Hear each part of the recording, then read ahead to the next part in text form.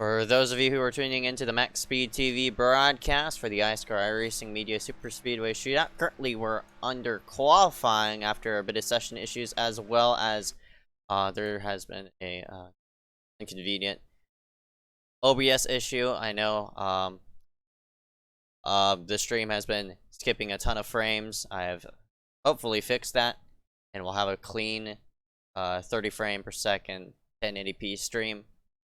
Meantime, regarding the session wise, there was a bit of a setting thing that was just incorrect. You probably noticed it as soon as the caution came out. Of course, cautions were not supposed to be enabled, as well as one unnoted session error as well, and that was fast repairs on that area. But we got everybody here. We're ready to go ahead and try it again. Luckily, everybody's still staying competent and such, so hopefully, the heat racing and the LCQ will be much stronger than what we previously saw. Yeah, no cautions this time like we intended to, no fast repairs like we intended to, so it should be a little smoother than what we saw before we fixed everything up. But for those that were here before, welcome back. For any new viewers, glad you're joining us here as we try this again. We're going to do 60 laps here tonight for the main event, and qualifying is almost done. Christopher Weil currently topping the points, not the points, the standings for qualifying. Dylan Basin currently in second, Liam Sheen in third, Chris Nazowski fourth, and Anthony Burrows currently rounding out your top 5 qualifiers. Reminder, the top 30 in this qualifying session, which has about 40 seconds remaining, guarantee themselves into this main event, and everybody else will have to fight for 13 spots. So it looks like the last car in right now is that 189 of Colton Lights. Yeah, what I've noticed is with this little issue that we've had, there are some people who have used that to their advantage. They're able to get in the session now and try and go for it here. Right now, 59 people taking time on the racetrack. Only 43 will make the main event, but 30 make it, of course, out of this LCQ, as you said. So, or made it out of the qualifying session. The other 13 will be from the LCQ. So, some guys that did not make it out of the, let's say the other qualifying, like Anthony Burrows and some other guys, they'll be able to make the main event now with this little snag that we've hit. But qualifying's over. Josh Patterson will be on the pole. Yeah, and with this redux in the session, as Jack D'Andrea has actually qualified 31st in both of them. So wow.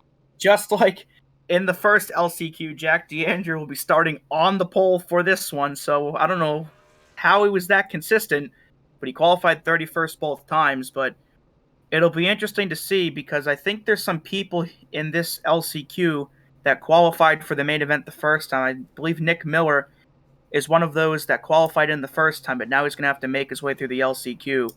So this session having to be redone definitely changed some things up, as I believe Mitch Hobbs may have qualified in as well, and our points leader was originally in this LCQ event.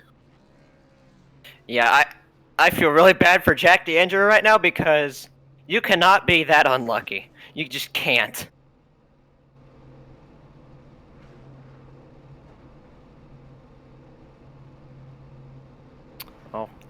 Pace car will be rolling off the pit road here. Let's go over to starting grid.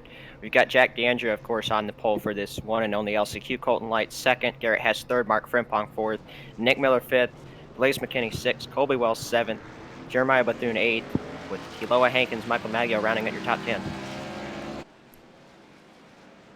Yeah, and this was a huge break for Mitch Hobbs in the 89, your Super Speedway Series points leader through these first 2 events, who again did not make the main event through qualifying last time, and may have been in one of those incidents before the session was remade. But again, he is now in the main event through qualifying, so Mitch Hobbs definitely one of the people who has benefited this redo. And I'm not sure what that car is doing, but yeah, D'Andrea is somehow on the pole for both of them, so He was, I believe, top 5 when the session was taken down, so we'll have to see if he can keep himself up there again this time and transfer himself in.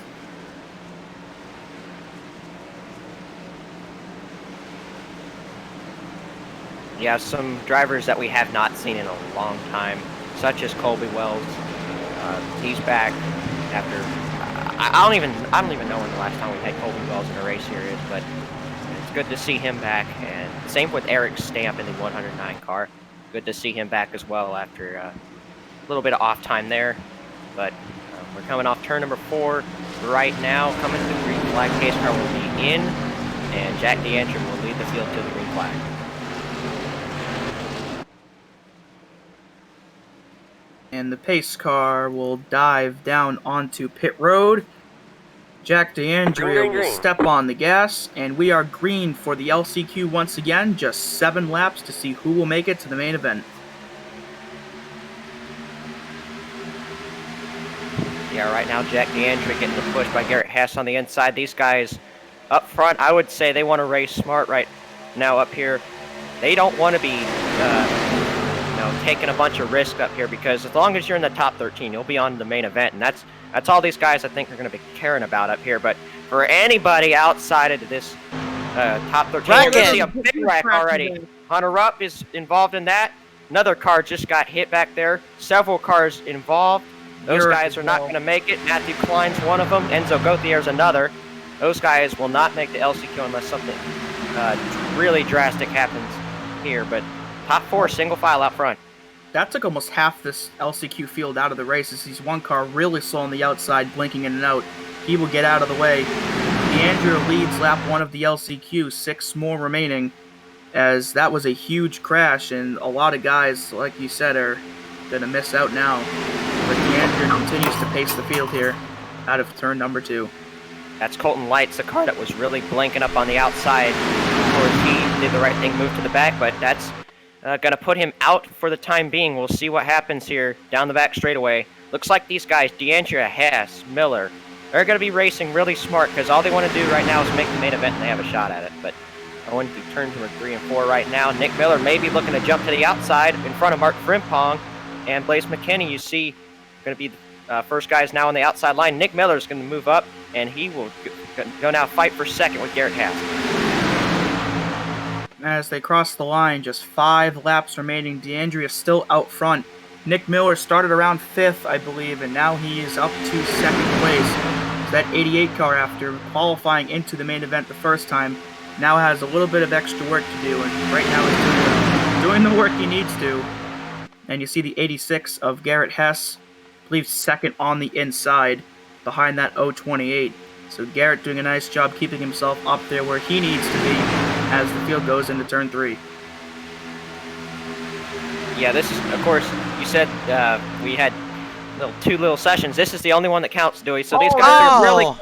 Oh, man. And more cars around. That's going to take another chunk of the field out. There goes 3, 4, 5 more cars.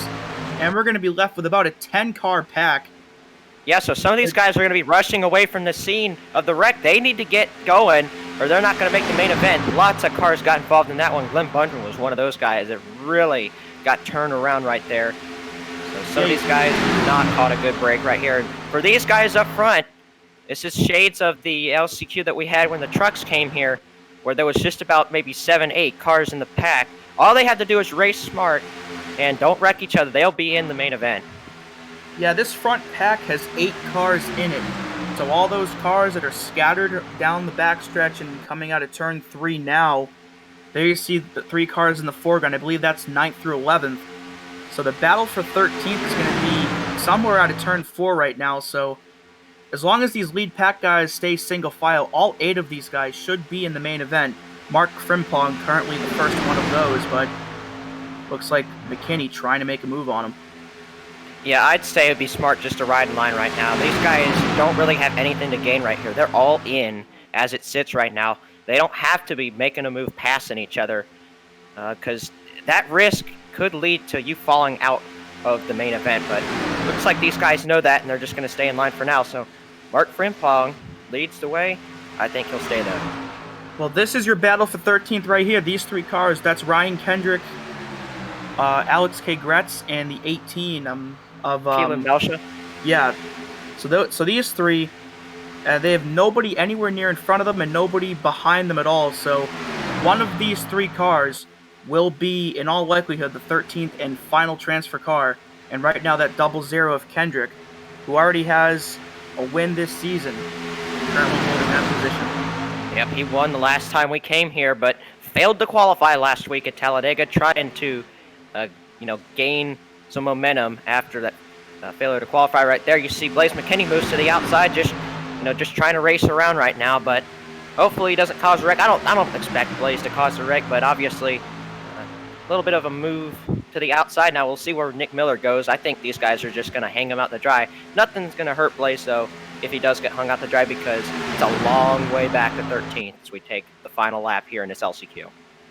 Yeah, pretty much at this point, these guys are really battling between who's going to start 31st and who's going to start maybe 33rd or 34th. That's really the only difference we have now, as the finishing order of these top 13 cars will be the same order that will start 31st through 43rd in our main event. So essentially what's happening here is this is a battle for who's going to start 31st and everybody else, but currently Blaze McKinney leading the pack into 3 with Nick Miller in tow, as DeAndrea is stuck by himself on the outside. And out of turn number 4, Blaze McKinney is... Oh, wait. Whoa! Nick Miller moves way to the inside. DeAndrea gets put up the track. Blaze McKinney will win and get it. He will get it. Mark Frimpong second. After a little bit of a battle coming to the line there, it looks like Alex K. Gretz may be the final guy in. Looks like he is. I wonder if I don't know if Kendrick got bumped out or if somebody that was in got wrecked out. Keelan Belch will be the first one out, but I think Michael Kenner may have gotten past. I think he was in before, of course, that LCQ ended, but now, since the LCQ's over and he's outside of the top 13, he's not going to make it. So Blaze McKinney, Mark Frimpong, Nick Miller, Jack DeAndrea, Jeremiah Bethune, Garrett Hess, Colby Wells, Kaloa Hankins, Harry Grindle, Shane Sweeney are your top 10. They are all in. Brody Gardner, Ryan Kendrick, and Alex K. Gretz are 11th through 13th. So congratulations to those 13 drivers on advancing themselves to the main event, and they will start 31st through 43rd respectively, as we're now get ready to get to the main event, which will be 60 laps of hard, intense racing. Yeah, some really surprising guys that do not make the field tonight. One of those, Andy McDowell, coming back from his Super Speedway Series suspension after a Race 1 incident there. He's not going to be in the main event. Neither is Derek M. Smith or Michael DeManico. So some really surprising names are not going to make this main event.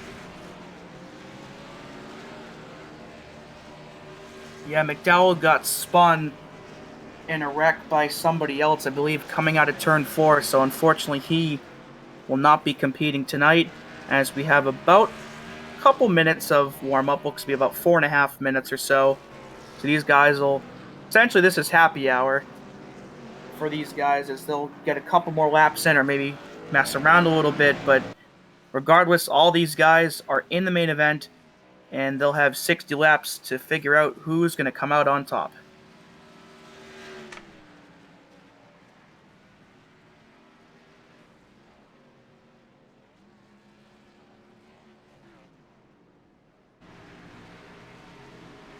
And if you're just now joining the session and tuning in, welcome to Daytona for round number 3 of the IceCar Media Super Speedway Shootout Series.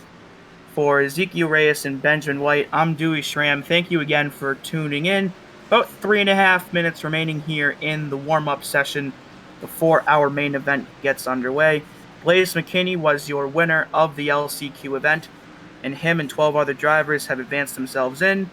And in just these 3 short minutes, we will be getting ready to go green here at Daytona.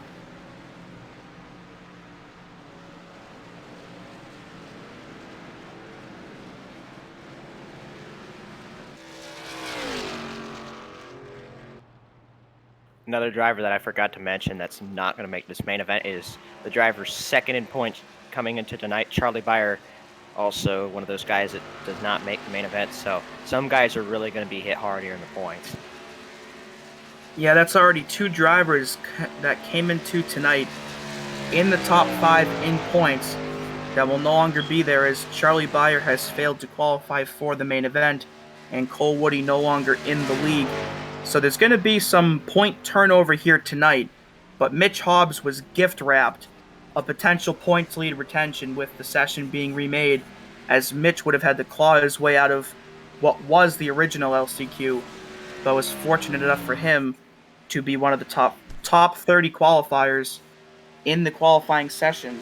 So Mitch may be able to keep the points lead, but in terms of the rest of the top 5 and the top 10, there could be a lot of points turnover tonight and make this championship battle a lot more interesting. Yeah, but we can't, give it to him yet. Obviously, we have 60 laps of racing that has to be done before, we see who comes out with the points lead. But I'm looking at Mitch Hobbs to have another really good race, because he's one of those guys that is really good at keeping himself out of trouble here on these super speedways. So we will see exactly how he does. There he is in the 89 Jacob Company's Ford Mustang. A couple donuts around there. Obviously, this is just a warm-up session, so at this point they're just screwing around right now. But let's go over maybe some of the guys to watch. We think who do we think has a really good shot at maybe pulling out an upset?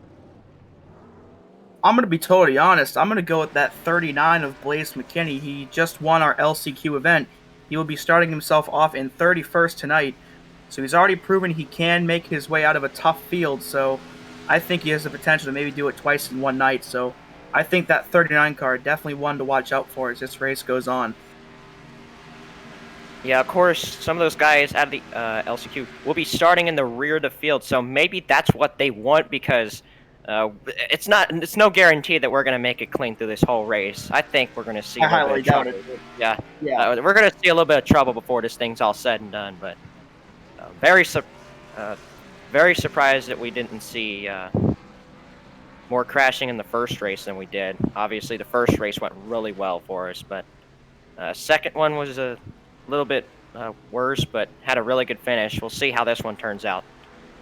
And you see in the bottom of your screen that 02 of Josh Patterson, who qualified on the pole for tonight's race in the initial qualifying session. So Josh will be leading the field to the green flag, and this will conclude the warm-up session in a few seconds. So in just a few seconds, we'll be getting ready to take the green flag, and now that is the end of the warm-up, and someone just hopped the wall, or that's skill points for whoever that was, but as the field will get ready to grid themselves up for 60 laps here at Daytona.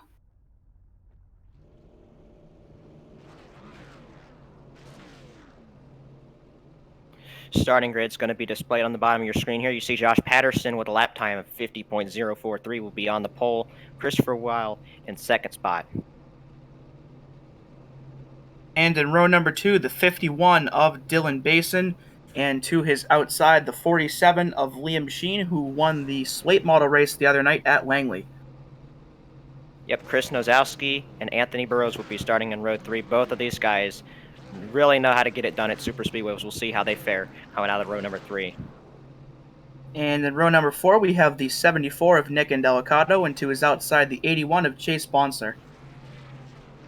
Yep, Jackson Menchu, who was one of the guys that got lucky with this session reset, he will start 9th, able to qualify his way in, and then William Schmidt will start 10th. He knows how to get it done here at these super speedways also.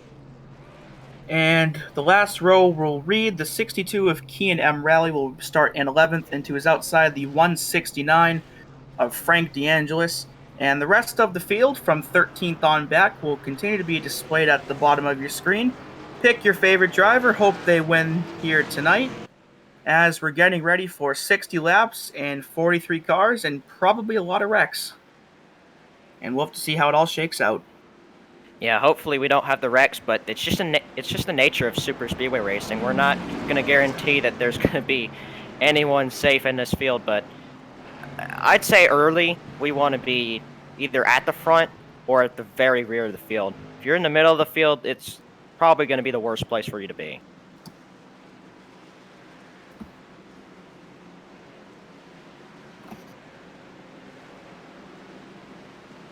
as despite all the issues that we have had with the session here tonight, we are finally getting ready here. Take the green flag, almost 11 o'clock here on the East Coast as we get ready here. As we originally were going to have this ready for you at about 9:30, but, you know, stuff comes up. We've gotten through that, and we're ready to put on 60 laps of what should be a pretty good show here tonight. And hopefully the wait ends up being worth it, as I'm pretty excited to see what these 43 drivers have in store for us and all of you watching the stream. So once again, thank you all for tuning in here tonight at Daytona. Thank you for your patience and understanding as we navigated the issues we had. And as the pace car will take the field to the green flag, there goes the pace car. Josh Patterson will step on the gas, and we're green at Daytona for 60 laps. Yep, his teammate Dylan Basin. Those guys probably communicated when they were going to get on the gas right there. Look at them both. 1-2 right now on the racetrack. Christopher Wheel third, and Chris Nozowski up to fourth. You see the inside line already becoming very strong. Yeah, one car, I'm not sure who that is, but already left out on top. He'll have to try and find a way down to the bottom. But here comes Christopher Weil and Chris Nozowski, two of the Chris's in the field tonight, getting together here as they go up the high side. And you see in the background a couple guys will be dropping to the back early on, trying to avoid some trouble. And now Chris will clear for the lead. There they go into turn number 3. Christopher Weil with a good move to the outside. Got some help from Chris Nozowski, but kind of left him hanging. You see Anthony Burrows, Nick Indelicato, and other guys just followed him down on the inside. Let's see if Josh Patterson moves out. He's really squirrely trying to make a move, but completing lap number 1, Christopher Weil out front. Yeah, I think Patterson was trying to make a move, but didn't think he was clear enough to. Now he's going to make a move up high. I believe that's Basin coming up with him as they go into turn 1 and 2. Chris continuing to lead on the bottom, but Patterson with a big run ahead of steam on the outside as Chris will actually dive down and head to the back along with somebody else. Like so he let his lap, but they're getting really squirrely here into turn 3. Couple cars down and below the yellow line, but they get themselves situated fairly quickly, and Patterson will retake the lead. Yeah, that was Dylan Basin coming down on Anthony Burrows right there. Of course, just trying to follow his teammate Josh and kind of cut Anthony off a little bit. You see Josh doing some blocking right there as Chris Nozowski had a run on the outside, looking and pushing too wide here early. Yeah, Patterson, one of the more aggressive racers we have in IceCar, which can be a good thing and a bad thing depending on who you ask, but right now it's got him the lead still with Basin in tow, and Nozowski currently leading the outside line with his teammate, the 81 of Chase Bonzer. And that was really squirrely. Yeah, Chris Nozowski, I think, Chris Nozowski got put up into the wall by the block. Whoa. Look at him still blocking. Oh, that's a huge block. Oh, no. There's a wreck. Sean Leisure hard on the outside wall. Many cars collected right now in this crash. And that's going to bring out the first caution here tonight. Corey H. Hart's going through the grass. Multiple other cars spinning as well. So that's going to take some contenders out early on. And Clear's involved. And we'll take a look and see what happened here. See Jeremiah Bethune also involved in that as well in the 05. It was just a product of really aggressive blocking. Some of these guys' blocks were really bad early in the race. You see it got, maybe, was that the 81 of Chase Bonser out of shape right there? I saw him spin. We'll get a better replay angle here. Watch Josh Patterson throwing the blocks. Because I think that's what caused this wreck, because he was going up, down, just trying to keep everybody behind him. Really aggressive early in the race. Not what you wanted to see. I mean, I totally understand the blocking if there's like maybe 4 or 5 laps to go in the race, but we're on lap 3 out of 60. We've barely gotten this race underway, so I mean, Bonser come back down on Sean Leisure there. Got him out of shape, and you see other cars just got involved in that. Some guys just did not have anywhere to go. Watch Chase come right down on Sean. Obviously, that block sent Chase out of shape. He tried to save it, and it saved a little bit, but unfortunately, that ended up getting Sean Leisure out of shape. Got other guys involved. There's Mark Frimpong, I think, was one of the guys that got through that. I think lots of cars put in there. This Corey H. Hart's getting some damage. Yeah, I think that was a little bit on Patterson and a little bit on Chase, but either way, Leisure with a good amount of damage. Chase ends up with a good amount of damage as well. McKinney snakes his way through that. There's one car door banging him. And we have our first caution here on lap number 3. As we have some pit stops. Josh Patterson, one of them, hitting from the lead. Looks like some of these guys may be taking fuel only. Looks like some are taking tires, as there are some that are well over 15, 16 seconds. Some of these are probably damage repair, and some could be some 4 tires. Because if you're already in the back, you might as well take them. Yeah, most of the guys on pit road look to be 20th on back, but some of the leaders also pitting, including Burrows and Nick Indelicado. Yeah, totally unfortunate for some of these guys on lap 3. They did not want to see their race end like that. Guys like Sean Leisure, who hasn't really raced a lot often, was moving up through the field and got caught up in that. Christian West, who's not raced here in a while, he also got involved in that one. So, some aggressive blocking early triggers this first incident.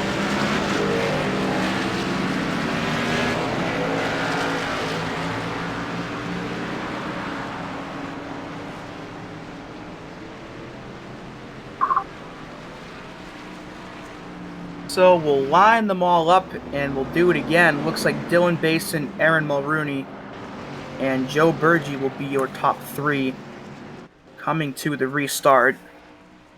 But you see guys like Leisure already 2 laps down from that incident. He's out. But yeah, so some retirements already from that incident. I'm not sure if Chase is out, but he's already being shown 1 lap down. Could be some lengthy damage repairs. But yeah, looks like we're going to take the 1 to green here as the pace lights are off. So we're going to double them all up. And we're going to restart here coming next time by. Yeah, one thing I was going to say is damage always hurts you on these super speedways. This is probably one of the worst tracks to get damage at, because if you lose the draft, your race is most likely just over as far as having a shot to win the thing. Obviously, you can stay on the racetrack, gain positions, get points, but for some of these guys like Sean Leisure, points don't matter because this is his first start of the season here. So I just hate to see it early in the race. Yeah, I mean, I'm almost not surprised that we saw a wreck that early, and that's not a slight on anybody that's racing here tonight. It's just a product of super speedway racing that we'll see early incidents like this, and unfortunately, I think we might end up seeing incidents like this throughout the duration of the race, but hopefully at some point tonight we do get a solid green flag run and see what this field's made out of. Yeah, that first race that we had this season really showed the potential that the guys in these fields have. They know how to, ride around and have a good green flag run, but just some of the aggression early in this race has just prevented that, but it's not over. Hello? We're here. Hi.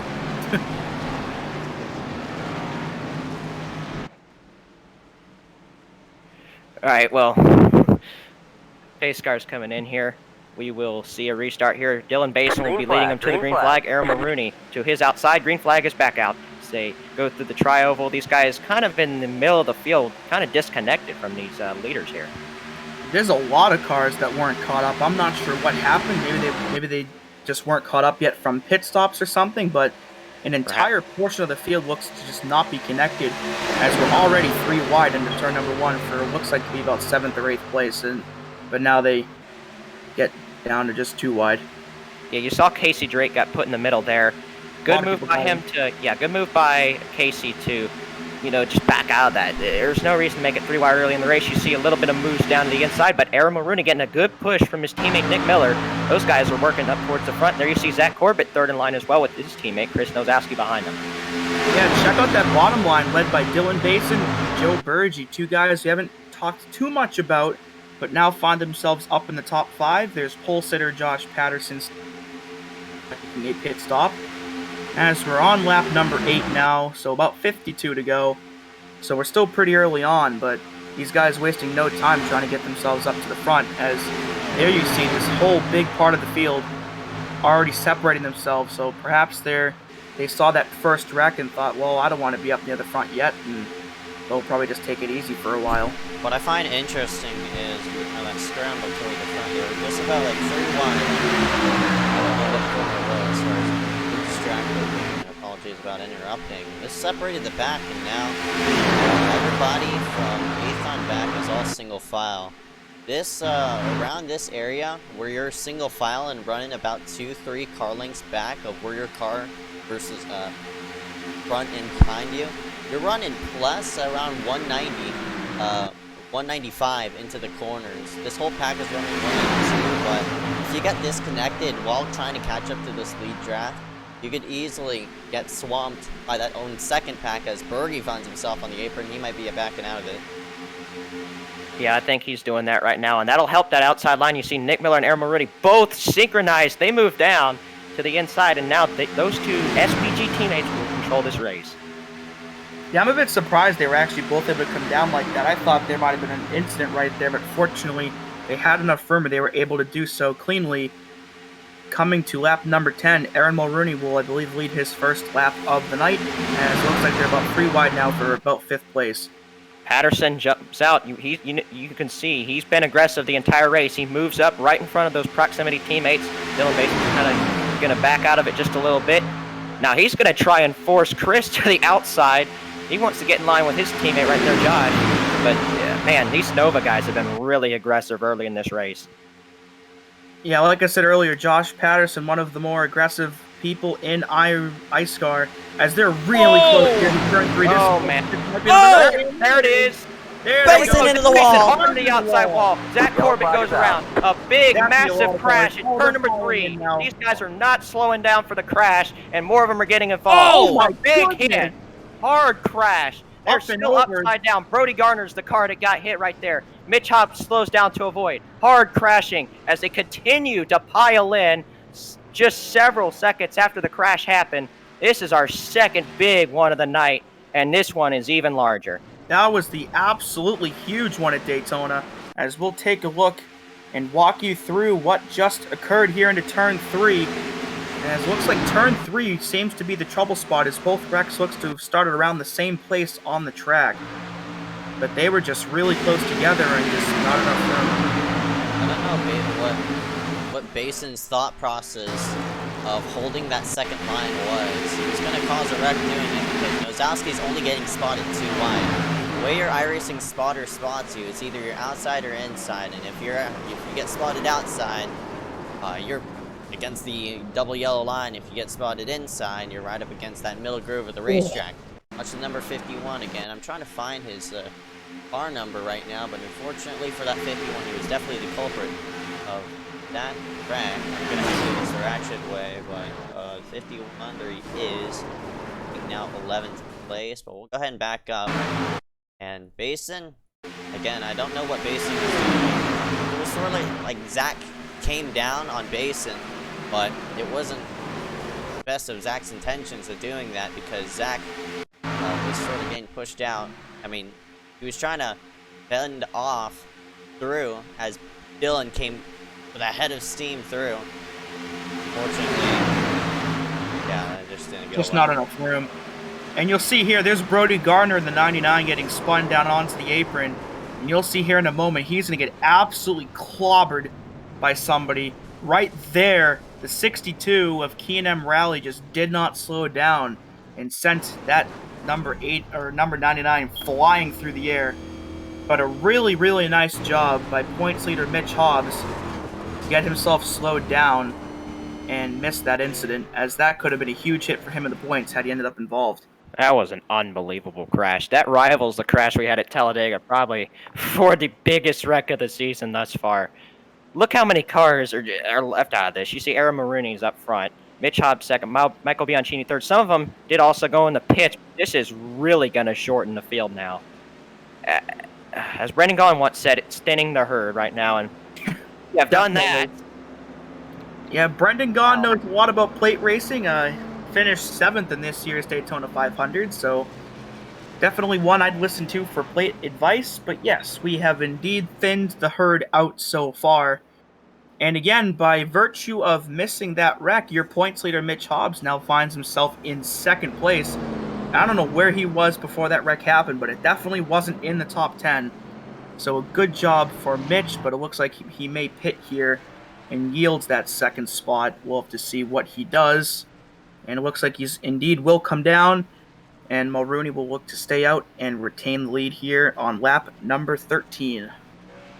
Yeah, I think Mitch, even though that big crash happened, he still wants to focus on the end of the race. That's what he's most focused on because he's been able to keep himself out of trouble every race thus far, and it's helped him to some really good finishes this season, and I think this strategy may end up working for him again today. But obviously, long way to go. We have 48 laps to go right now. Aaron Mulrooney is up front after taking the lead off of that restart.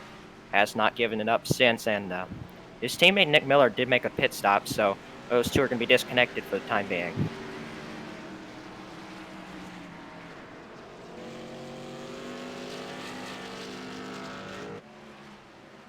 Yeah, so 2 early incidents here, taking quite a few cars out of tonight's event. But Aaron Mulrooney currently leading the field, and it looks like Casey Drake will restart alongside him in the front row. Patterson still in third, been in the probably the only car in the top 5 really all night so far. Nick Miller in fourth, and I apologize. I do not remember who the first name of position number 5 is. I am sincerely sorry for that. That's Latham's Joyner in the Thank car. you. And the 100. Latham, Yep. I am extremely sorry for forgetting your first name. Please forgive me. Shane Sweeney I'll start alongside him in 6th for this restart. AJ Bain in 7th. Anthony Burrows in 8th. Corey H. Hartz will restart in 9th. And Christopher Weil should restart 10th. And we should get the 1 to green here this time as they come towards the finish line here. So we're about a fourth of the way through tonight, as we'll hit that mark on lap 15. So I guess I'll pose the question here with the incidents we've seen so far and the people you've got left. Do you have a favorite yet? I do have a favorite. It's going to be the 2 of Aaron Mulrooney. He has shown that he's one of the best guys here at work in the draft. I think he's going to come out of here with a dominant win. But obviously, all these guys behind him could just team up on him. He's got some teammates in the field, but not very many. Well, my pre-race pick, Blaze McKinney, finds himself in 22nd place. I believe he has missed both incidents up to this point. So that 39, still in contention. And I'm going to keep my eyes out on that 75 of AJ Bain as well. Doesn't race that much, but he's currently in the top 10. So I think AJ has the potential to have a sneaky good night tonight and fly under a lot of people's radars. Yeah, he's one of those guys this season that has just had hard luck. He almost had it miss in the first race. There was a big crash on lap number 37, and he had just about had it missed, and he got clobbered right at the very end by a spinning car. But he's one of those guys that has really put himself in good positions, but has gotten really unlucky. You see, Aaron Mulrooney has chosen the outside, and there's why. Nick Miller, his teammate, is on the outside with him, so those guys are definitely going to be communicating this restart. I won't be surprised if those two take the lead.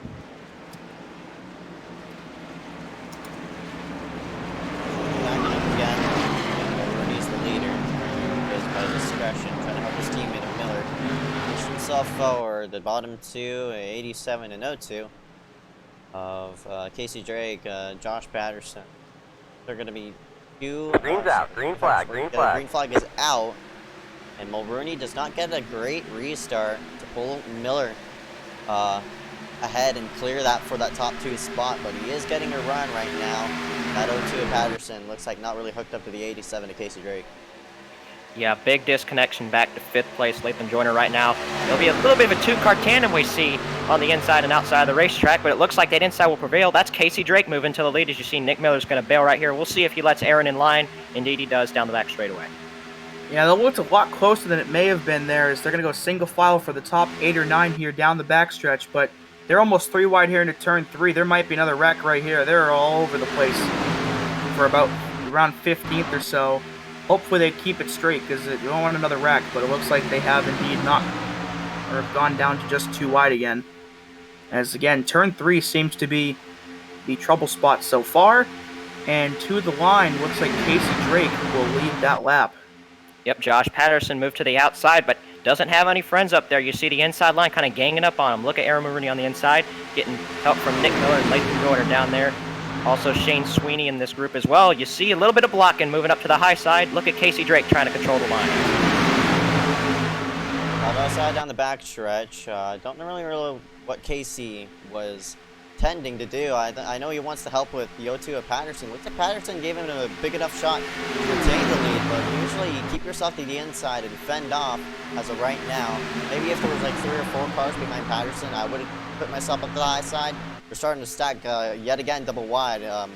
The 162, Anthony Burrows, he came back from all the way from, he was like 8th place, he's now in 4th. So he's working himself forward now. Yeah, some of these guys up front really showing why they're up front, because they know how to work the draft. They've had tons and tons and tons of experience doing it. You see Anthony giving a nice push now to Josh Patterson up on the outside. Those guys are going to rail down the back straightaway. New leader, the 0-2 of Josh Patterson. Christopher Weil now in the top 5 as well. I believe he restarted around 10th or so. So Chris definitely making his way back up towards the front after being there early, and he will make his way down to the bottom and will find himself now in 3rd place as we're now a 4th of the way through tonight's event. Patterson continuing to lead. Patterson to start-finish line leads it by half a car length over Anthony Burrows, so they're stacked up 2 by 2, 3 rows deep. Not as aggressive racing. Everybody around outside that top 6 area, all just single file, just trying to get into a pace. But if you're around this area, or I'd say AJ Bain and number 57 Corey Charge was, oh, there's a wreck! Oh no! Car got turned to the inside right there. Does not look like the caution is going to be thrown for that. That might have been a single car wreck. Aaron Maroney's involved. Oh, Maroney. I think I just saw Nick Miller down there too. A couple more might have cars been involved, yeah. We'll see what happened right here. Out of 2. Oh, Aaron moves up, gets Lathan Joyner, and spins him into Nick Miller. So those 3 are going to be set back, and with no caution, it's going to hurt him even more. Anthony Burrows is going to lead. Caution. I mean, that was 3 or 4 cars all down to the inside. I cannot believe a caution did not come out for that. But the 162 of Anthony Burrows, usually one of the premier road course guys here in IceCar, now finds himself in the lead at a plate track. So Anthony definitely showing he's good at more than just road courses, but he's currently got to deal with that 0-2 of Josh Patterson on his inside, and it looks like he's not going to have to deal with the 74 of Nick Indelicato on his outside. Yeah, they just freight trained him. Yeah, he did get freight trained, but with this, with that wreck, it sort of fanned out the field. How that wreck is sort of all started. These Xfinity cars are really, really sensitive. As you see, one car had itself on a pit road. Don't know if that's scheduled or not. Might have been a penalty. I'm not really sure, but Aaron hit the apron and it got his car tight. He washed up the racetrack, unfortunately, and his car got sideways. I mean, his car got tight. It washed up the track, and with that second line pinching really hard, the only unfortunate thing Aaron could do was run into the guy on the outside. You might see it again. These drivers getting a bit sensitive up front. They're gonna fan it out 3 wide yet again. Yep, Corey Hartz moves to the outside. They're going to shuffle now Nick Indelicato out of the outside lane. There you see Corey's actually now going to move down in front of Nick there, and it's going to leave Blaze McKinney, I think, out to dry. As you see, Anthony Burrows is going to try and move up in front of this line. He sees the momentum that's being gained. He's going to try and go for the lead once again. Yeah, Patterson looks to be the most consistent driver of the night so far. Put himself on the pole, and I believe has not gone below 6th or 7th all night. And now he finds himself in the lead once again, as we're now a third of the way through tonight. Burrow still in 2nd place, and that 41 of Christopher Weil tucked right in behind Patterson, currently in 3rd, as they come up on that car that went down pit road. Alright. Is that AJ Bain on the inside? Not really sure, but in the meantime, they lap around him. Gotta go ahead and fan out back to our right here. The 75 of AJ Bain trying to merge back onto the racetrack. He sort of merged himself at a bad time and nearly the page, that second area, but some of these drivers sitting outside this like top 20-ish area are all outside that draft, and they're 3 wide up front. Corey Charge trying to work that 3rd line in the mix. Across the start-finish line, not even halfway yet, but these drivers, I guess they're racing over their heads, but they want to get themselves set up. Oh, there it is. Doors the 57 into the wall. Yep, I did not think 3Y was going to last long, and you saw it there. Corey Hartz gets put up into the wall. Mark Frimpong kind of misjudged where he was in the middle, and that puts Corey in the wall. Probably's got some right side damage now because of that. And, of course, in the draft, that's really going to hurt you when you have damage. The car is tighter in the draft. I don't know if Frimpong, that was the first time he was sort of jammed in 3 wide, but unfortunately, that lured the 57 into the outside wall, but they cross the start-finish line this time by. They're all sorts of fanned out. These Xfinity cars don't allow a lot of... They don't punch a big hole through the air. Hence why you could see a good top 8 pull away from the rest of the field undamaged. If you have one bit of damage, you're going to be all slowed down and such, but luckily, if you do have a pusher like that number 39, I think Blaze McKinney can still keep himself in the pack just because he has a couple of cars tucked in right behind him. But up front, it's Anthony Burrows controlling the field. Yeah, you see those lapped cars getting out of the way, Jack DeAndrea. One of them, as he was one of those cars that advanced from the LCQ, and that was a really close call right there. But they keep themselves going, and looks like Burrows will maintain the lead. But man, did Josh Patterson hold on to that car. Yeah, again, we were just talking about how treacherous that apron is. You could touch the apron in the truck in the Cup car, but in the Xfinity car, once you touch that apron, you get all sorts of out of shape. You got to keep yourself off that apron, or else it's going to really upset your car. And that 0-2, luckily he caught the car, and he wasn't side by side with anybody like Rooney was as he worked himself off a 2. But that 0-2 Patterson wants the gun for up front. No, he nearly lost it a lap prior. Dewey, there's your pick moving up through the field. Blaze McKinney has just taken the lead here on lap number 24. He's made his way up through the field from 31st, now up to the lead. Yeah, the LCQ winner, as you just said, started in 31st, and now, by virtue of him missing those big wrecks, now finds himself up towards the front. So again, the guy I thought would make his way up there has successfully done so for now, but now it's just a matter of if he can stay himself there, or if he may end up with some misfortune of his own. But right now he's doing a pretty good job, as a couple more cars will get lapped here. Maybe they're trying to prep themselves for this upcoming green flag stop we're going to have here in about, looks like, I'd say, there's still about 20 out until we hit that first stop, but I'm curious on how these drivers will take their pit stop. Will they take on 4 tires and have a longer stop, or 2 tires only? Because these Xfinity cars are running looser than usual. I'm interested to see on what kind of strategies they will pull here coming to this first round of green flag pit stops.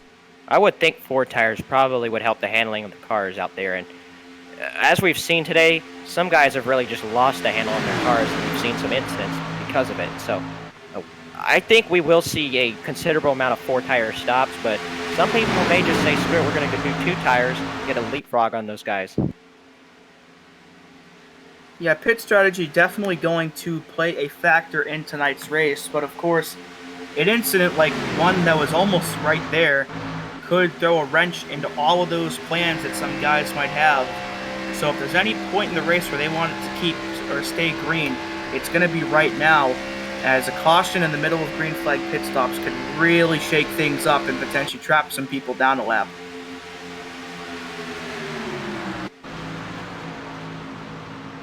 From the, I think this is from the spotter stand, as Anthony Burrows leads it around. This is what the spotter sees on the real life side of things down the back straightaway. Of course, there's no banking for any spotter to really see inside and out. Luckily, he can go ahead and look at the bumpers of those cars to see if they align, if they're crossing each other or not. So for the 162, he's obviously clear. Take a look through the pack. I think everybody else is just sort of roaming around. You see right here the 72 Kilo Hankins. It's hard to spot when the cars are coming to you like this, but in the turns and down the back straightaway, you can definitely see on where they all are as they work themselves down the front straightaway. Burrows is still in the lead. I don't know how many lead lap cars are within this main draft. I think by the looks like only 19 people in this main draft, so we're not even halfway yet, and we already cut down all those competitive cars. Yeah, I think it's very smart by some of these guys just to ride around single file. wait till the end portion of the race to make your aggressive move, because we don't want to have more cars taken out in this middle portion of the race. We're not even halfway. I think these guys are just going to ride around for a little bit longer, maybe make their pit stop here and then go for it near the end of the race. Themselves across the start finish line. The 162 Burrows still up front. I'm not expecting any move out of all these drivers. They just want to keep themselves in line and stay intact. Luckily for these Xfinity cars, they offer a big bubble. What means by a bubble is there's a space between the cars in front of you. I mean, there's a space between the cars. You'll see it right here. It's evenly distributed through this top 4. That's what you call the bubble. You can't really suck up to that area unless you get a push, and it's right all the way, I guess, I don't know, a solid 2-3 feet between Burrows' bumper versus the 74 of Nick and Delicato. You see right there, this is the perfect example of the bubble. Your car stalls around that area, and you can keep yourself all the way on the throttle without having to lift and such. That's what's good about these Xfinity cars because of this shorter spoiler package. Yeah, and this is adapted from the real-life Xfinity Series package, as NASCAR was trying to discourage bump drafting, so they came out with this new package that resulted in this kind of drafting instead. So iRacing has taken that and put it into the service, so you'll see, if you watch a real-life Xfinity race at Daytona, you'll probably see something similar to this, as it helps to provide a more real-life experience for these guys, as they'll have to definitely adjust to it here, but they're doing a good job so far as Burrows continues to pace the field as we've now hit the halfway point here tonight.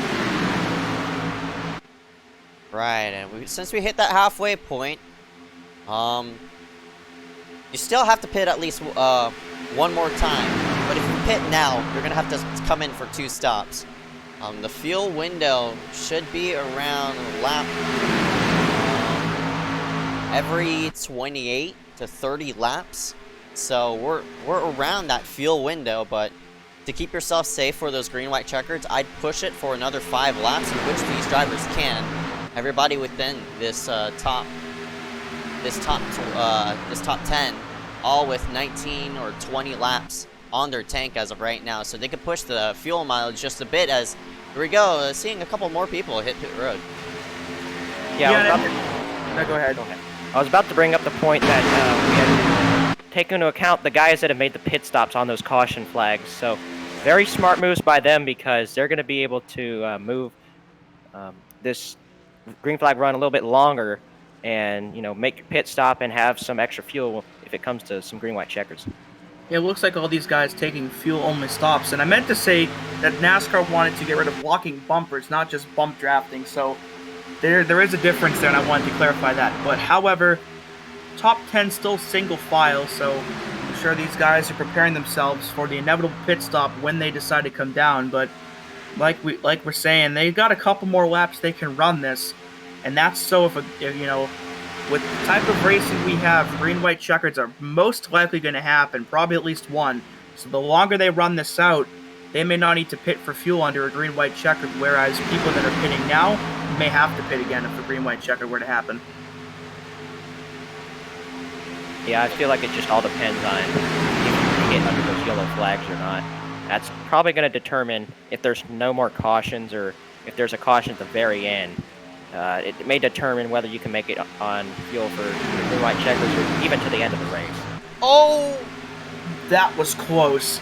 Shane Sweeney, he tagged the apron. I don't know if he's going to head himself onto pit road now, but it definitely separated this main pack, and now we're only left with about like 7 or 6 drivers up here pulling away. So this package sort of displaying you could pull away a bit from this pack if there's a small disconnection. Of course, the 17 of Shane Sweeney, don't really know what happened to him in that number 17, but unfortunately we're starting to lose this top 6, but they're still within drafting distance. As we have a couple people heading off of pit road. This is going to cause a bit of a disruption for this main pack. I gotta have to let them in line, and hopefully they'll they might be heading on to pit road because they were low in 3. I'm not really sure. Yeah, they're trying to stay on the low side as much as they can. It looks like they're going to stay out at least one more lap here. So I think they're going to run their tanks as dry as they can without potentially running out down the backstretch or whatnot. But we have only about 25 laps to go. But yeah, these lapped guys that are coming off of pit road definitely proving to be a bit of a challenge. You see, they're getting by another one right here. I think that might be William Schmidt they're going around. But yeah, these guys, of course, trying to prepare for when Yellow, they're going yellow, to come down pit road. And we got a yellow. Oh, Oh, my boy. goodness. That'll throw a wrench into the entire strategy. Malachi Drake in the 90. Is the car in trouble right there? That's exactly what I was Smoke talking in the about. engine. That's exactly what I was talking about. You know, you have a yellow in the middle of a green-white or green flag pit stop cycle. You're going to have a lot of issues that you weren't necessarily expecting to have. But let's see what happened here. As you see Malachi Drake, he's up on the outside. Oh, Gets turned around by Casey, I think. Hard crash. Car's just wrecking out of control right there. You see Casey and Malachi, both the Drakes, wreck up to the outside wall. Some other guys really did a good job getting through that. Watch Shane Sweeney get through that wreck in the 17. yeah. We were just talking about these bumpers and how they don't align. They're curved on the front end, rear ends. Unfortunately for that 87, Casey Drake just trying to push the 90. Both Drakes collide. Garrett Hess, unfortunately, not really go. As that, I think the 87 of Casey Drake was flying down the racetrack. He sort of warped through that whole inside line, so that inside line got really, really lucky. Yeah, the fact that that was only a 2 or 3 car incident was pretty much a miracle, because with all those guys lined up right there, once I saw that first car, I thought they were all going to go around, but luckily with a little bit of luck and some net code, all those guys escaped, and even Garrett Hess getting door slammed, he might end up being alright, because now with the whole field probably pitting here, he can just go right down and get some potential optional repairs done. This will put some people on the lead lap. Some people who are 1 lap down pitted about like 5 laps ago. They could stay themselves out and get themselves back on track. So good maneuver by those lap cars to come on a pit road a bit early. So if they, in case that caution does come out, they could get themselves back on the lead lap and take the wave around. So the yellow flag is out. All these drivers, of course, heading onto pit road. Most likely going to be a 4-tire stop. I'm not sure if they're going to take on fuel only. We'll have to see, but Burrows is on in. Patterson's on in.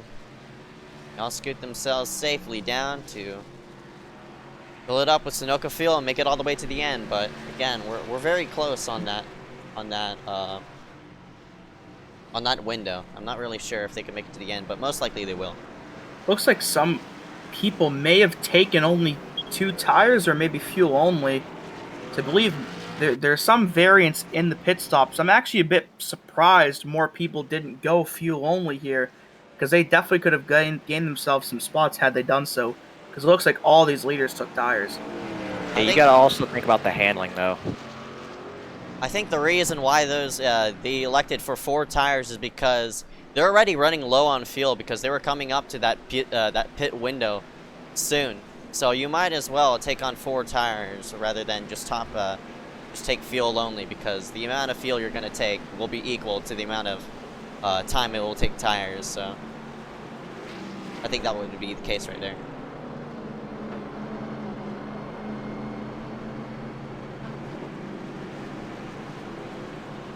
There you see the pole sitter of tonight's race, Josh Patterson, who I believe will restart in first. We'll have to see how the leaderboard shakes itself out here coming to the line. I believe those are a bunch of wave around cars currently in front. Right. It looks like they're all going to potentially pit here. I don't know, maybe you do want to stay out, because it's going to be go time once that green flag waves, because you won't be required to pit anymore unless a caution comes out, in which those drivers who are going to take that wave around who didn't pit for fuel, they have like a 5-6 lap window to catch a caution and get themselves around and on the lead. I mean, to get themselves some fuel and tires for the next run. But we'll have to see on how that'll all turn out, as all those lap cars, looks like the 75 AJ Bain, the number 88 of Nick Miller was also in. We were just talking about Miller and how he pitted earlier. Pitted 7 laps ago. Put himself back in position. Michael Bianchini is sort of floating around in the 420. Of course, not on proximity anymore. Can slide himself on in. Michael still on the lead lap. We haven't really talked about that number 420. I just noticed. Yeah, he got a little bit of front end damage in the first incident. Ran into the back of somebody. I'm not sure who it was, but looks to be no worse for wear as he's still about mid-pack on the lead lap. So not a terrible day overall. And of course, there's still 22 laps to go and anything can happen. So Bianchini definitely not out of it by any means. As, like, again, anything could happen at this point. I think anybody on the lead lap still has an equal chance of winning this race. Some other guys we really haven't talked about today. Mark Frempong 7th right now. There's Mitch Hobbs in 8th. I talked about earlier how he always just seems to be putting himself in good positions in these super speedway races. There he is in 8th place as we come down to some of the closing stages of tonight's 60-lap race here. About 2/3 of the way in tonight, so it's pretty much go time now for everybody that was laying back up until this point. This is probably the point in the race where they want to start considering moving themselves up towards the front and doing whatever they can to get there. As with all the, I'm sure we'll have a couple more wrecks before the dust settles here tonight. So you're probably going to want to be in the front or near the front. But even then, if you want to be up in the front, that's fine. But even then, you're not safe from any wrecks either. Oh, yeah. Wrecks not anywhere. Well, pace car lights are out, so we will be going green this time. Josh Patterson will be leading him to the green flag. Blaze McKinney 2nd, Nick Indelicato 3rd, Christopher Wheel 4th, and Anthony Burrows in 5th. So some of the guys that have just outright dominated today's race are still up here. Yeah, McKinney's still in the top 5 after winning the LCQ, so Blaze definitely having the kind of run I was expecting him to have. So we'll have to see if Blaze can, close this out and get himself a finish that he deserves, as he's done everything right tonight so far to get himself where he is. And the two guys he's starting around, Patterson, of course, the pole sitter, and Nick Indelicato has honestly had a really solid night and pretty much under the radar the whole time. We haven't really mentioned his name much at all, but he's been in the top 10 for pretty much the entire race tonight. So hats off to him as well for probably his best race of the season up to this point. Yep, many guys in this field still looking for their first wins. We'll see if any of them will come out of tonight with their first win. Pace car will dive on into the pit lane. Josh Patterson will lead the field to the green flag. We go to the restart zone. Patterson steps on the gas. We're back underway. Stack up on the inside line. A couple guys just hit each other right there. I'm not sure who those people were, but that's going to hold them up a little bit on this restart, as Weil will file himself down to the bottom, and that's going to leave McKinney out to dry, as he's going to have to wait for Shane Sweeney to get to his bumper. And until then, Blaze is going to lose some spots, but Patterson continues to pace the field out of turn 2. We'll see if Nick Indelicato will move up to the outside. Some of these guys kind of shuffling around in the middle of the pack. You see Burrows might have jumped out right there. There's Nick Indelicato working with him down the back straightaway. They're side by side into turn number 3. Yeah, and Delicato now leading that outside line as he jumped up in front of that 162. Nice, he Blaze. Shane has gotten to his bunker. There's a little bit of a gap now between those top 4 and the rest of the field, but that gap I'm sure will close fairly quickly, as we now just have 20 laps to go. So we're in the final stretch of this race. So it's go time for all those guys in the back. You're right, Michael Dewey. Bianchini got in the wall. You're right, Dewey. It's definitely go time for all these drivers. I just see right here some interesting notes to take note of. You see that top 2 is slowly starting to pull away from the rest of the field. They got themselves nicely separated because they worked with each other on the restart. But of course, it takes about 3 or 4 laps for that gap to now close up. And you see the run being at 5th place, Mark Frempong. He now works himself up into 5th and gets himself caught up. But if you're that top 2, or if you're 2 cars on that inside lane, you can pull yourself a nice bit of ahead of that pack, because you have a colder engine. Of course, colder temperatures will allow everybody to push even further, but I know Nick Miller put a bit of tape. I'm not sure on how these temperatures are going to hold. for pushing and how many laps you could do it. But in the meantime, up front, Josh Patterson is up front. Christopher Wheel in second. Wheel's clear to the high side, but he's not going to take it to the high side. And here comes the car on the high side. I think that's the number 70, no, 162. Not really sure who that is, but they're coming. That's Nick Delicato in the 74, the Toyota Service, number 74 Toyota Supra. He comes on the outside. He's got a really good pusher behind him. Anthony Burrows is really good at pushing in these cars. You see Blaze McKinney also behind him. Some of these guys really good on the super speedways. We'll see if the outside line can lead this lap here. Nick will lead that lap, so Delicato out front. Another lead change here in tonight's race. Yeah, and you mentioned the grill tape on these cars. Hopefully nobody in this field becomes a test subject for the rest of the field, potentially loses an engine trying to push too much. Right. Hopefully these guys can make it all the way without that having to be a problem. But it's a big question mark that could probably be gnawing at the back of these guys' minds as this race winds down, as now you see Delicato move down to the bottom to help control the races. But Burrows is going to have a run out of 4, I believe, with help from McKinney. We'll have to see if he can keep it there or not. Yep, Mark Frimpong jumped to the outside line to try and help them. There's Mitch Hobbs approaching this group as well. As you see some lap machines right there. That's Liam Sheen. That was a Kind of pinching him on the racetrack, but, you know, he's just trying to get out of the way. There's no ill intent there. But they go down the front straightaway. Nick Delicato continues to lead. There's Josh Patterson in second. I don't think he's content there. Of course not. Patterson, the pole sitter for tonight's race, has been up there all night, and man, that was another close call from these top guys. Patterson will make a move up to the high side with Burrows. Barely got in front of Anthony, as that was, I believe he almost got hooked into the outside wall. But Patterson doing all he can to get himself back up to the front, and for now he does so. He got him loose coming off of turn number 2, broke the 74th momentum, and he just shot right to the outside and made that pass with a little bit of help from Anthony Burrows right there, who I thought was going to take it 3 wide for a second there. You see Blaze McKinney right behind. Those guys on the outside a little bit more disconnected from each other, but they've gotten a little bit closer together now. As you see, more cars are actually going to hop up there. 2x2 action. Go ahead. I was going to say, I think we're going to see double file like this for the rest of the race. I think single file is a thing of the past here tonight. As we have 15 to go, people are going to do anything and everything to get themselves up to the front. And a big clear there. I believe that was Burrows that just came down to the bottom. So now Burrows will lead the bottom side, and now Blaze McKinney will be that first car up high. They're going to have to watch out for that lapped car, and looks like he'll stay up and out of the way. That was close. They just about hit him right there, as the middle lane kind of got out of shape right there, just trying to navigate by the lap car there.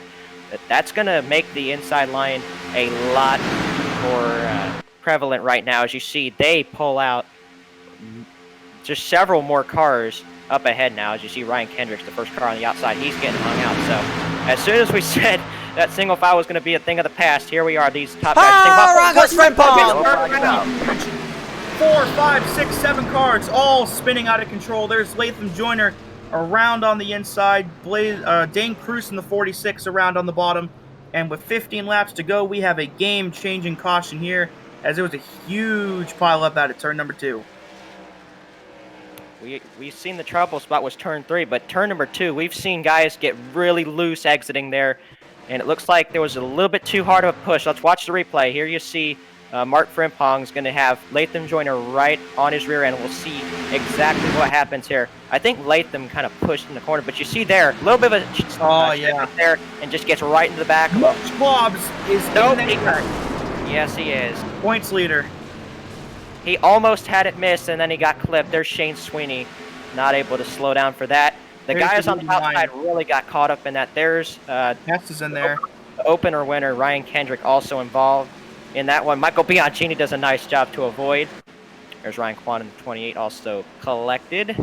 Yeah, we may have a points or a change in the points lead here tonight, as Mitch Hobbs, you're going to see here, ends up right there. You'll see him go up to the outside wall. And here we're on board with Ryan Kwan in the 28. And man, just got hit by the 100 of Latham Joyner. Nothing Kwan could do, but got it slowed down for the most part. I think he'll be all right. Yeah, not too bad a damage for the 28. The major damage is going to be to the cars of Mitch Hobbs, Ryan Kendrick, Mark Frimpong, Latham Joyner, guys like that who are heavily damaged and involved in that crash. So tough breaks for some of these guys who are just looking to have a really good race here tonight. had it going until that wreck happened. So looks like we're going to see some nights ended with a crash with 15 laps to go. Looks like almost the entire field. Oh, we got some people faking each other out here, as a lot of those top 5 guys just got a lot of these other guys to come down pit road. So a nice fake by Patterson, and I believe Indelicato was the car behind him. But all these guys that were in the wreck anyway were probably going to come down. But I think a couple of people just got faked out right there. Yeah, some of those guys like Ryan Kendrick, like Mitch Hobbs, they need to come in and repair damage anyways, but that did get a couple of guys that were not in that crash to come in the pits as well. So, I mean, it doesn't hurt to pit right now, especially with the amount. Worry about is that just took out a big chunk of the field. And it looks like Burrows and Patterson will be your front row for with Indelicato, Weil, and McKinney rounding out your top 5. And I just want to point out, Kaloa Hankins currently in 6th, Jackson Menchu in 7th, and Darius Reza-Dadgar in 8th. All 3 of those cars we have not mentioned, I believe, a single time tonight. And now they're all running in the top 10 with just over 10 laps to go. So watch out for one of these 3 guys. I think one of these 3 may have the chance to pull off a win here tonight, depending on how it all shakes out. Like I said earlier, these guys put themselves in a good position at the end of the race to have a shot to go for the win. And here they are. Darius Reza-Dadgar has been up there in every single one of the races that we've had so far at the end of the race. So he knows how to put himself in a good position at the end of the race. Also, Jackson Menchu has been doing a good job tonight, not getting in any incidents. But AJ Bain, after going a lap down in the middle portion of the race, he's 10th right now. So he's got a shot to maybe pull off a win here.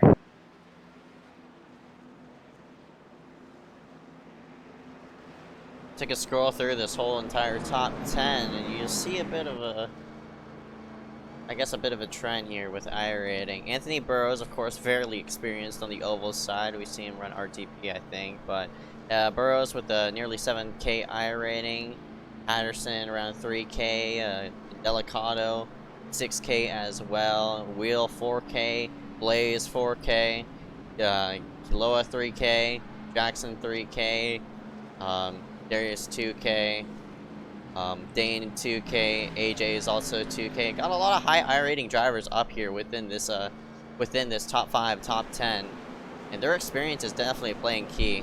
I've worked with Burrows in fixed races, and he knows how to control the pack up front, hence why he has that much I-rating. He knows how this thing works, as well as Nick Indelicato in number 74.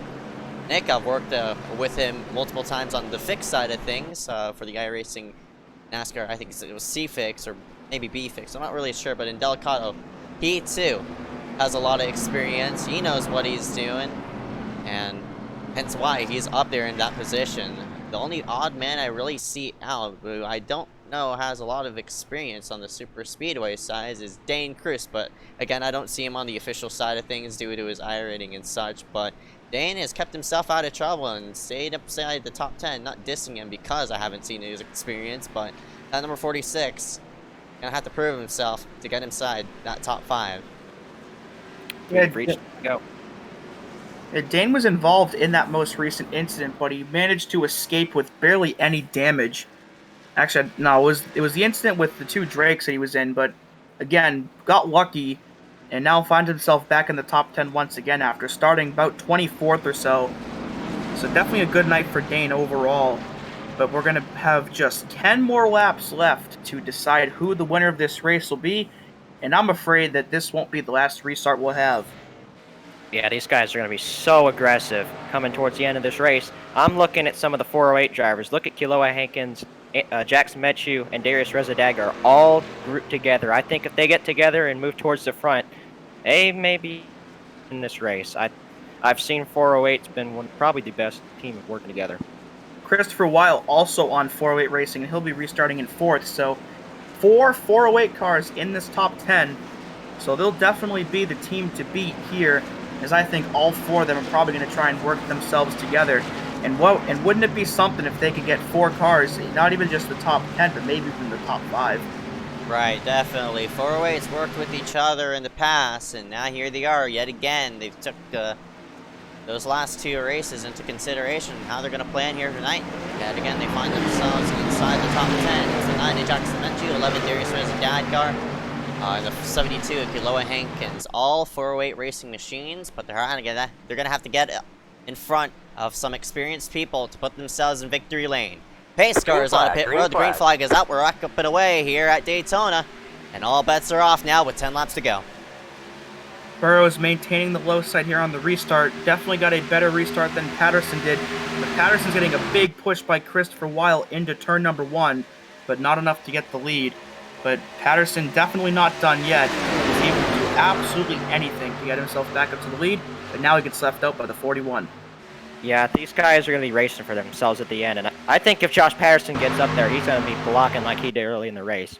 But this time he's going to have a reason to now. But you see the 408 guys kind of grouping up together. You see Ko and Darius Dadgar up there both trying to work together. But this outside line is not going anywhere right now. You see Jackson Metchie, Dane Cruz.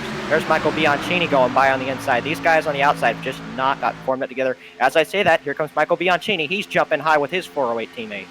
And just as you say that, he goes right back down to the bottom again. So Michael's all over the place right now with just 9 to go. But in addition to those two 408 guys of Darius and Kaloa, Chris and Jackson also consecutive in positions on track. So those two also could work together here as the laps wind down. And how about that 75 of AJ Bain now back up into this top 10 pack? Went a lap down early on and was in the top 10 early on as well. But now as the laps wind down, could potentially be in position for a really solid finish. There's some guys moving out of line. You see Michael Bianchini trying to lead the outside line. I think they need more help, though, but they're having a big run on the outside. Look at Nick Miller giving a nice push. Dane Cruz with some damage there on the inside. It's not really being able to help the inside line as much as these guys on the outside line are helping each other. These guys are really working their way up towards the front. Look at them. They're up to third. Up to second now, and the 420 has moved himself alongside the 162, and he might gun for it. Michael Bianchini has yet to visit victory lane, and forever, I think. He's visited victory lane before, but it's been a while. The 420 works himself to the high side. He has one of the best pushers in the business. That number 80, Nick Miller. He has the 02 of Josh Patterson tucked up in the mix. They're starting to separate themselves from that area right behind around that top 10. Oh, looks like they got out of line. Might have disrupted that momentum. And they're now slowly starting to fall back, but they could go ahead and regroup. They still have 8 laps to make something happen. Well, one of the cars on the outside, Christopher Weil, just ducked himself back down to the inside. So that outside only has 3 cars in it right now. So if they want to get formed together, they need a couple more people to jump up with them. Because when the inside is 5 and the outside is 3, that is, of course, not equal. And they're not going to get anywhere with just that. So they need some more help. Yeah, these guys on the inside, Nick and Delicato, Anthony Burrows, they're doing an awesome job of working together. And I think those two probably going to be fighting it for themselves at the end of the race. But obviously, there's a hungry pack of guys behind them looking for their first win. Some of these guys, of course, have won before, but several guys like Kiloa Hankins, like Darius Dadgar, like AJ Bain, they've never won in this league before looking for their first wins. McKinney's still in 3rd place with a solid run tonight. Already won the first race tonight. It'd be something else if Blaze could win them both. I don't think the Super Speedway Series has ever had someone win the LCQ and the main event in the same night. And Blaze has a pretty good shot at doing that tonight. But we'll see if there's only 6 laps to go to decide who it'll be. Blaze hops up high, and Delicato hops up high, and well, maybe leave out Burrows, but Blaze gets out of line as the 420 is attempting to push, opens up the door for the middle, but Miller's not going to take the bait, and to the lead, even though he's damaged, that number 39 at Blaze McKinney. They're starting to stack up 2 by 2. There might be contact between those top 2 as they door into 3, and Burrows might get a shot ahead, but Delicato's not tucked up him, and they work side by side off of turn number 4, but Blaze most likely with a push of that 420 will most likely take the lead, but at the wire, too close to call. Who led that lap? Might have been Blaze, might have been Burrows. Yeah, Burrows with 2 1,000ths of a second, which would be one of the closest finishes in ICE car history. However, there's still 5 laps to go, so it's not the closest finish. But Blaze still... Whoa, Bianchini just got out of shape right there. They're going to go 3 wide out of turn 2. Now, Delicato gets door banged, but he holds onto it, and now he has to find a way to get back up above the yellow line as he's got cars up to his outside. This is not going to end well. This may be a wreck right here. hopefully they hold on to it, but I think they've got some slower cars coming up out of turn 4. I believe I saw a couple. There they are. Everybody's going to have to watch filter down to those bottom 2 rows as they cross the start line. 4 laps to go this time by, so Burrows now doesn't have that number 74 of Indelicato right behind him. Indelicato is 5th in line, but now a new name into the picture. Not number 41, Christopher Weil. He can go ahead and shoot himself up, and he has a 408 teammate right behind him, Jackson Menchu. We've seen him in victory lane before. They go down the back straight, and the lap car might play an effect. Oh, Burrows is blocking. He's got to do it, though. That's the only way he's going to keep the lead. You see Nick Miller get... Or Nick Miller, that's Jackson. Maybe he got just below the yellow line right there. That's going to help the outside line. Look at Blaze McKinney. He's got a good run with a good push by Josh Patterson. Up on the outside, Nick Indelicato and Michael Bianchini also helping him off of turn number 4. They're dead even for the lead. This might be fool's gold for Blaze McKinney, though, because with Patterson pushing him, we know how Patterson tends to race and he'll do anything to get up to the front. And they're both teammates, too. This could be a deal, though. Patterson could push him up there and then potentially leave him out to dry and go for the lead himself. So I'm sure Blaze is loving the push he's getting right now, but that may not last long, as, like I said, Josh is probably going to be all for himself once this white flag comes out, and honestly, I see nothing wrong with that. Right, that's just racing. Work themselves out down the back straightaway. Again, all engine temperatures are hot. Nobody can push as much as they did those first opening laps, hence why they can't pull themselves ahead of each other. On the outside, it's 2 Nova Racing cars, number 39, and Chris is going to work to the high side. Menchu files up in line, and Burrows gets left out to dry. The 88 is going to have to make a push to that 162. I don't think it's going to be enough, though, as Christopher goes to the lead. I cannot believe they both jumped up. I thought they were going to wreck doing that. But now if to see, can Jackson come down? They both come down. So now 408's got 2 cars, 1-2 right now. And that might have been the race right there. But the outside will have to make one last charge with McKinney and I believe Miller's up there with him. No, Patterson.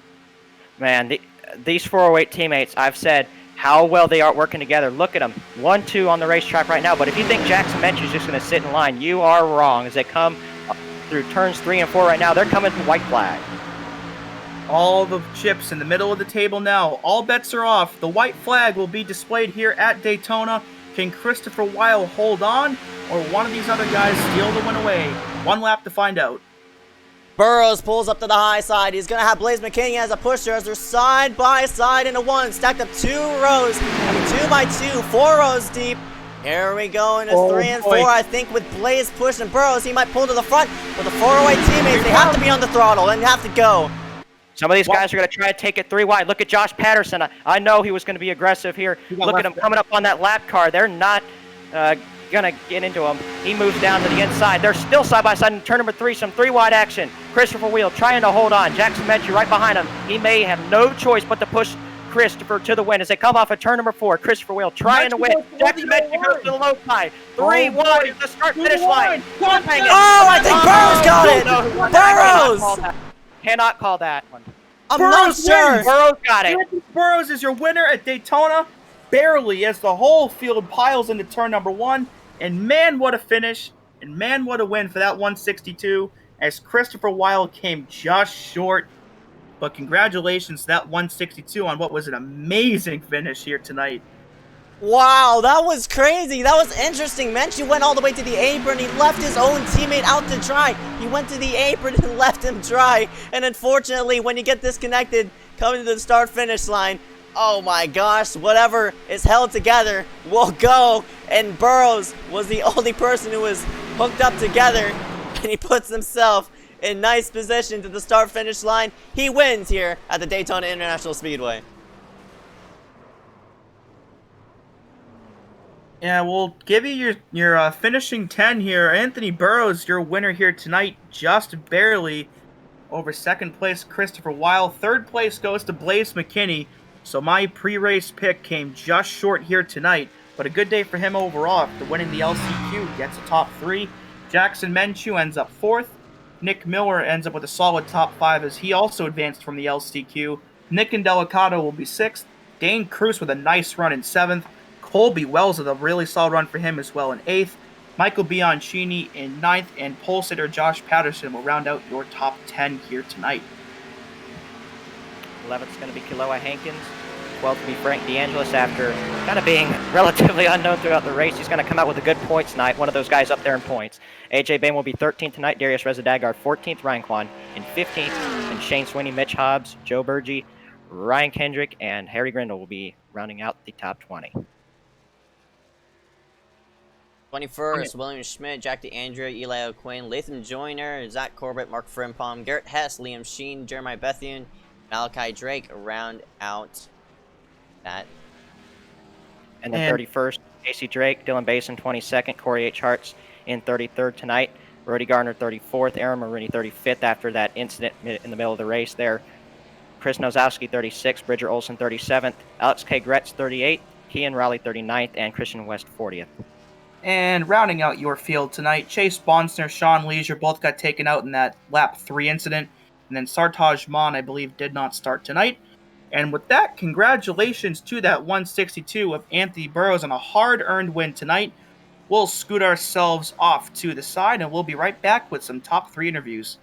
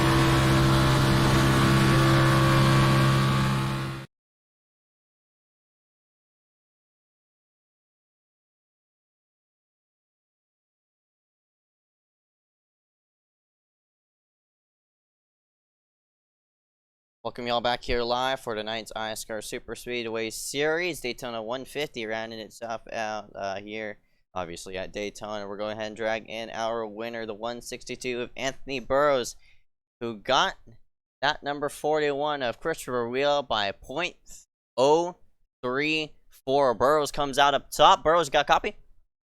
Yep, I got you. Man, what a finish there to end yourself off. Obviously, of course, the hectic commotion there for the beginning of portion of tonight's race. But those final 10 laps were interesting, but you controlled the field and used your experience against the field. Yeah, I was just trying to get help from Indelicato. I was working with him all race, and we were doing pretty good leading the inside, just sitting in line. With 2 to go, I think I got passed by 2 people on the outside. I had to pull something off, and I was barely clear out of 2 on the white flag. And then out of turn 4, just got that run to the line and kind of got lucky Chris got turned. I don't know if I would have won it without that, but from start to finish, that race was incredible. Right, man. Of course, you said you were working with your teammate. That number is 74, Nick and Delicato. He got disconnected after he got doored out of line. So what was going through your mind as you were coming down to those closing laps? I was just hoping whoever was behind me would push me pretty well. The outside eventually just got to run, and I kind of got put third in line. I had to pull something off because sitting third in line on the white flag, you really can't do a whole lot from there. So luckily, I barely got clear in front of Blaze, and he gave me some amazing pushes the final half lap, and was just enough to be able to pull it off. All right, man. 10-4, congratulations on your first ever iScar Super Speedway win. Before we let you go, any sponsors want to thank you for tonight? Yeah, big shout out to my team, Next Esports. Big shout out to you guys for putting on the broadcast every week, and thank you to all the viewers for. All right, 10-4. Anthony Burrows rounds himself up top in the summer Super Speedway series. We'll go ahead and see you coming around for your next race, bud. Yeah, thank you guys. Back here at number 4, Christian. Wow. I guess Benjamin will go ahead and take this. Christopher Will, you got a copy? Hey, how are you guys? We're doing good. I don't know if you're very happy about how that race ended for you. Honestly, I didn't expect anything going into the race, so I'm pretty happy with second. Like, you'd like to win, and we came so close, but second's still a pretty good day. Yeah, especially coming in the top 20 in points. This is really going to help you as far as point standings goes, especially with some of the guys up there in points, either not showing up or being DNF or not even making the feature. So, Yeah. how do you feel about that as far as your point situation goes? Yeah, I mean, I honestly wouldn't have expected to be so high in points after last week, because I was out on like lap 3 or 4 or whatever. So this week, like, I stayed in the back and avoided the big wrecks that were early on and got back up to the front just through attrition, stayed there, and capitalized on everyone else's misfortunes for a good points day. All right, well, good showing here tonight. Do you have any sponsors, teammates, anything that you want to thank for tonight's second place effort? I have to thank Menchu because I wouldn't have been second without him. I know a lot of people are like picking on him because he dove down to try to better his position coming to the line, but that's plate racing. He thought that I had the win, and so he dropped down to better his position across the line. It was just a misjudgment on his call. I don't hold anything against him for it. Like, he was a great teammate and pushed me up there to begin with. So, like, I'm giving him a shout out. I wouldn't have been second without him. I love him. He's a great guy. And just also thanks to 408 Racing and Dario for putting the team together. All right, well, good sportsmanship on your end. Good luck the rest of the season, man. Yeah, thank you. That was Christopher Wheel, who comes up in second after leading on the white flag. Go ahead and drag in third place of Blaze McKinney into the booth, and Dude will go ahead and take this one over. All right, Blaze, got a copy? Yep, I got you. You had a pretty solid night tonight. You were the LCQ winner and transferred yourself into the main. Started yourself off in 31st and ended up in the podium position of third. How'd you do that tonight? Yeah, I don't know. I was really hoping we could win that LCQ because I already knew I wasn't going to make it through qualifying because this whole season I just haven't been fast in qualifying, so I've had to race my way in. And I won last week's LCQ, I think, too. So I think we're just going to keep doing that. We're just going to qualify like crap and just win every LCQ. I think that's what we're going to do. Well, not a bad strategy considering you ended up getting third. Anybody in particular you think helped you get up there tonight, or just working on your own? Yeah, I think last week my mistake was I tried to get to the front too fast, so I just kind of slayed in the back for a little bit, kind of let the wrecks happen, and I got involved in one of them, and I thought I was going to be done, but the damage got fixed, and we just started clawing our way up to the front, and me, Burrows, and I think Nick were up there 1, 2, 3 there for a while. So I think those guys were we all worked together just kind of right up front. We all stayed single file for a while. So so we didn't really get too racy. Yeah, all three of you guys had pretty solid nights, but you ended up with probably your first podium of the season, I think. But good night either way. Before I let you go, any sponsors you want to thank here for tonight's effort? Yeah, Chrysalia Designs on the hood. Appreciate them coming along for the season and mostly every race. Bunch of Lawn Care and iRacing Media. And also PPM for giving me these great cars every week. All right, Blaze McKinney, your third place finisher here tonight. Hope to see you back here next weekend and for the rest of the season. All right, thank you. And as a side note, definitely check out Chris Lilly Designs. He makes some great schemes, so if you need a commission on iRacing, be sure to check him out. With that said, before we let go of tonight's broadcast, I want to go ahead and formally apologize about the first beginning of tonight's broadcast. Of course, I know it was messy and such, a couple unset settings, minor tweaks had to be made, and as well as the broadcast as well. There was a couple minor flaws that unfortunately led to skipping frames and such. I quick restarted my computer and got that fixed ASAP. But somehow tonight's race on a higher note. What do you think of tonight's main event? Well, given what we started off the night with, I think we salvaged a pretty good night here tonight. Honestly, some of the best Xfinity Series racing I've seen probably ever in this league. In all honesty, even with the plate races from the Grand National Series, tonight was really, really impressive, and I'm glad we ended up getting what we got out of it. Yeah, I agree there.